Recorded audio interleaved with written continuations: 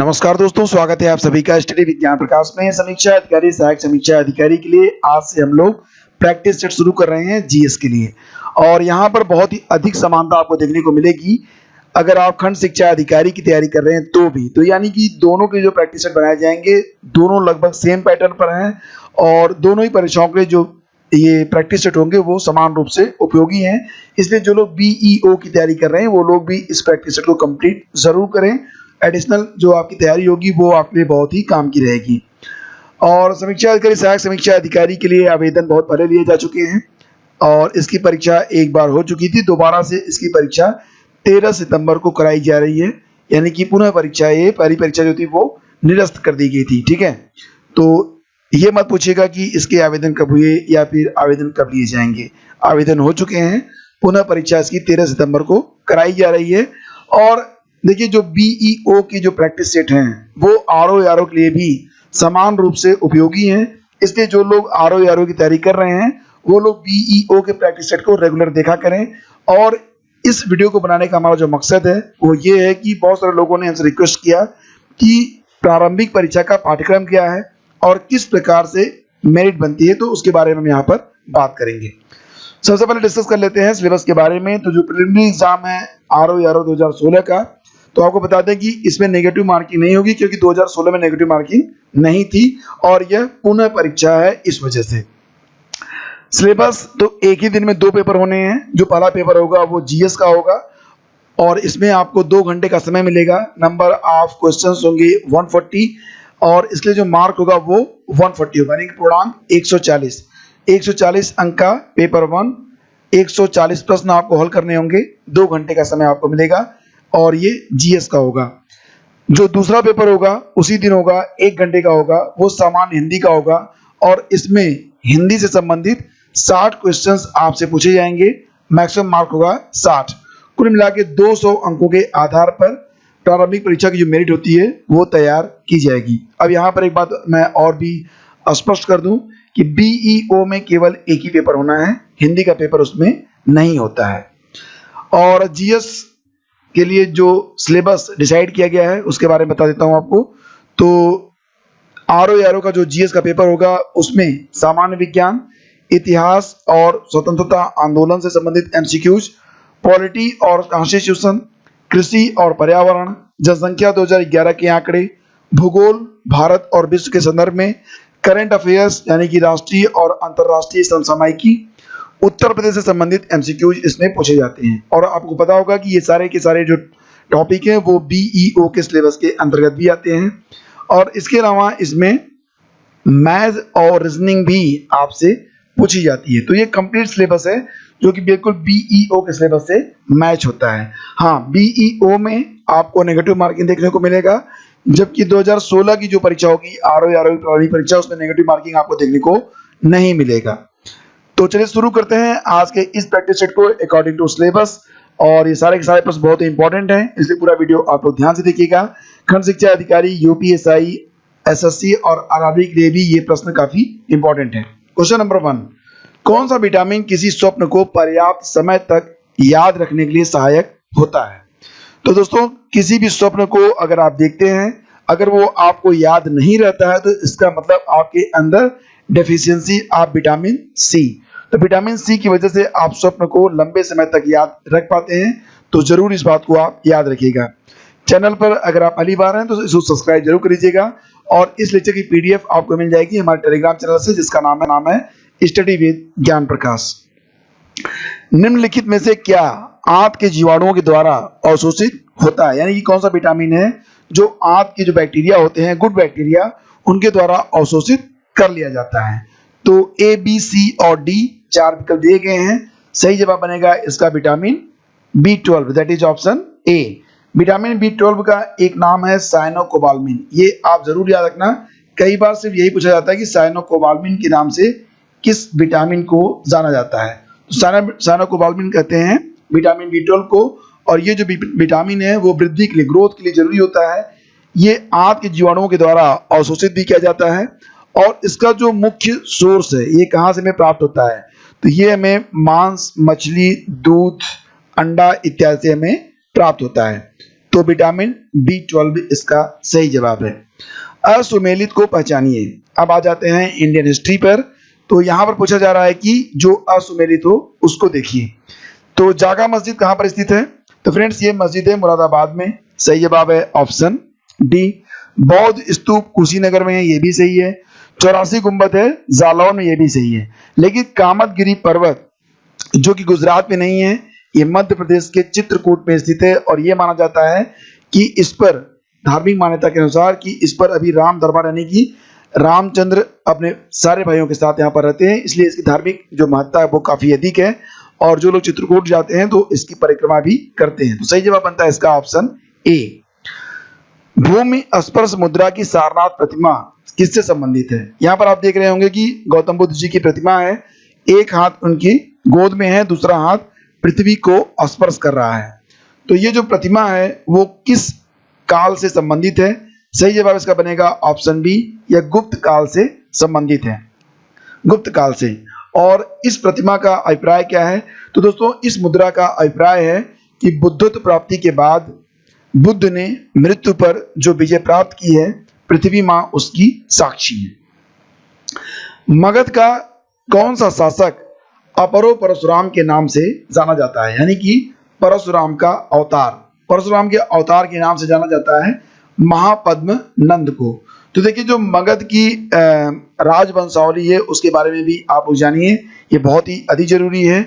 सबसे पहले हम बात करेंगे हर्यक वंश के बारे में। हर्यक वंश जो कि एक पितृहंता वंश के नाम से जाना जाता है, क्योंकि इसमें ज्यादातर जो वंशज हुए उन्होंने अपने पिता की हत्या करके राजगद्दी प्राप्त की थी। हर्यक वंश के बाद आता है मगध में शिशुनाग वंश, और शिशुनाग वंश के बाद यहाँ पर आता है जो वंश उसको कहते हैं नंद वंश। तो नंद वंश की स्थापना किसने की थी? महापद्म नंद ने। और आगे चलकर घनानंद हुआ इसमें, मतलब महापद्म नंद का पुत्र था घनानंद, और महापद्म नंद के बाद घनानंद की हत्या करके मौर्य जो वंश था उसकी स्थापना की गई थी चंद्रगुप्त मौर्य के द्वारा। आगे चलकर इसमें सम्राट अशोक जैसे महान शासक भी हुए थे। तो यहाँ पर बात करेंगे महापद्म नंद के बारे में। तो इसने 2 उपाधियां धारण की थी। एक तो हो गया यहाँ पर अपरो परशुराम, और जो दूसरी महत्वपूर्ण उपाधि थी जिसके बारे में अक्सर पूछा जाता है उसका नाम है सर्वछत्रांतक। सर्वछत्रांतक की उपाधि भी धारण की थी किसने? महापद्म नंद ने। और सर्वछत्रांतक का अर्थ क्या होता है? कली का अंश। कली कौन है? तो आप लोग जानते हैं कि ये माना जाता है कि कलयुग में जब पाप बहुत अधिक बढ़ जाएगा तो भगवान का अवतार होगा और उनका नाम कली होगा। तो कली का अंश ये सर्वछत्रांतक के रूप में माना गया था, या कहा जाता है महापद्म नंद को इसने ये उपाधि धारण की थी। डेक्कन एजुकेशनल सोसाइटी की स्थापना किसने की? और 4 विकल्प यहाँ पर दिए गए हैं। सही जवाब इसका क्या होगा? गेस करिए। सही जवाब है option A, justice Mahadev Ranade ने डेक्कन एजुकेशनल सोसाइटी की स्थापना की थी। कब की थी? 1884 में की थी। ठीक है। और महादेव गोविंद रानाडे को पश्चिम भारत में सांस्कृतिक पुनर्जागरण का अग्रदूत भी कहा जाता है। तो ये भी आप याद रखना, सांस्कृतिक पुनर्जागरण का अग्रदूत कहा जाता है महादेव गोविंद रानाडे को। और एक बात और भी याद रखना कि आगे चलकर 1871 में इन्होंने सार्वजनिक समाज की भी स्थापना की थी। ठीक है। तो ये महत्वपूर्ण संस्था है सार्वजनिक समाज। और इसके बाद एक और महत्वपूर्ण संस्था 1891 में इन्होंने विडो री मैरिज एसोसिएशन की स्थापना की थी। ठीक है। विधवा पुनर्विवाह एसोसिएशन, विडो री मैरिज एसोसिएशन की स्थापना की थी किसने? ये स्थापना की थी जस्टिस रानाडे ने। ठीक है। तो ये इतनी बातें आप याद रखना। आगे बढ़ते हैं। आर्य महिला समाज की स्थापना किसने की थी? अगर ये क्वेश्चन पूछा गया तो सही जवाब इसका बनेगा पंडिता रमाबाई के द्वारा की गई थी आर्य महिला समाज की स्थापना महिलाओं के कल्याण के लिए। लोक हितवादी ये किसका उपनाम है? गोपाल हरि देशमुख, जी अगरकर, महादेव गोविंद रानाडे या फिर मालाबारी शिंदे? सही जवाब इसका बनेगा गोपाल हरि देशमुख को लोक हितवादी के नाम से भी जाना जाता है। और गोपाल हरि देशमुख का जो संबंध था वो प्रार्थना समाज से भी था। अब यहाँ पर बात हो रही प्रार्थना समाज की, तो प्रार्थना समाज के बारे में भी जान लेते हैं। प्रार्थना समाज की स्थापना हुई थी 31 मार्च 1867 में। प्रार्थना समाज की स्थापना कब हुई थी? 31 मार्च 1867। दो लोगों ने इसकी स्थापना की थी। एक का नाम था आत्माराम पांडुरंग, आत्माराम पांडुरंग, और इनके साथ इन्होंने इसकी मदद दी थी केशव चंद्र सेन की मदद से इन्होंने स्थापना की थी। और इसकी स्थापना हुई कहाँ पर थी? तो इसकी स्थापना हुई थी महाराष्ट्र में। ठीक है। और एक बात और भी, गोपाल हरि देशमुख ने एक मैगजीन है जिसका नाम था प्रभाकर, उसमें उन्होंने अपने कई सारे लेख प्रकाशित किए थे। बंबई, मद्रास और कलकत्ता में हाई कोर्ट की स्थापना कब की गई थी? बंबई, मद्रास और कलकत्ता में हाई कोर्ट की स्थापना हुई थी 1861 में। क्वेश्चन बहुत बार पूछा गया है तो इसको आप जरूर याद रखना। इस युद्ध में विजय के बाद बाबर ने गाजी की उपाधि धारण की थी। तो यहाँ पर चारों युद्ध के बारे में बात करेंगे। तो दोस्तों यहाँ पर सबसे पहले बात करते हैं पानीपत युद्ध के बारे में। जैसा कि आप लोग जानते हैं पानीपत के 3 युद्ध हुए थे। पहला युद्ध कब हुआ था? पानीपत का प्रथम युद्ध ये हुआ था 21 अप्रैल 1526 में, 21 अप्रैल 1526, और ये युद्ध लड़ा गया था बाबर और इब्राहिम लोदी के बीच में, जिसमें इब्राहिम लोदी मारा गया, बाबर विजयी रहा। दूसरा युद्ध कब हुआ था? ये हुआ था 5 नवंबर 1556 में। तो ये भी आप याद रखेंगे। और ये युद्ध लड़ा गया था किसके बीच? हेमू और अकबर के बीच में ये युद्ध लड़ा गया था। इसमें अकबर विजयी रहा था। तीसरा युद्ध कब लड़ा गया था? तीसरा युद्ध लड़ा गया था 14 जनवरी 1761 में। और इसके बाद बात करेंगे खानवा के युद्ध के बारे में। तो खानवा का युद्ध किसने लड़ा था? खानवा का युद्ध हुआ था भरतपुर राजस्थान में, और यह युद्ध बाबर और राणा सांगा के बीच में लड़ा गया था। बाबर और राणा सांगा के बीच में कब लड़ा गया था? यह युद्ध लड़ा गया था 1527 में। चंदेरी का युद्ध कब लड़ा गया? तो दोस्तों याद रखना, चंदेरी का युद्ध बाबर ने ही लड़ा था, और ये युद्ध कब हुआ था? 1528 में, यानी कि अगले वर्ष चंदेरी के युद्ध के खानवा के युद्ध के अगले वर्ष चंदेरी का युद्ध लड़ा गया था बाबर और मेदिनी राय के बीच में। तो इसमें बाबर की लड़ाई किससे हुई थी? मेदिनी राय से। फिर आता है घाघरा का युद्ध। घाघरा का युद्ध हुआ था 1529 में। तो ये भी आप याद रखेंगे, 1529 में युद्ध हुआ था। और ये जो युद्ध हुआ था घाघरा का युद्ध, ये युद्ध हुआ था अफगानों के बीच में और बाबर के बीच में। ठीक है। अब बात करते हैं खानवा के युद्ध के बारे में। तो खानवा के युद्ध में, खानवा का जो युद्ध हुआ था ये राणा सांगा उसमें पराजित हुए थे, और बाबर ने इसी युद्ध के बाद गाजी की उपाधि धारण की थी। यह युद्ध हुआ था 1527 में। तो सारी डेट्स काफी इंपॉर्टेंट हैं, इसलिए मैंने आपको सारी डेट्स के बारे में बता दिया।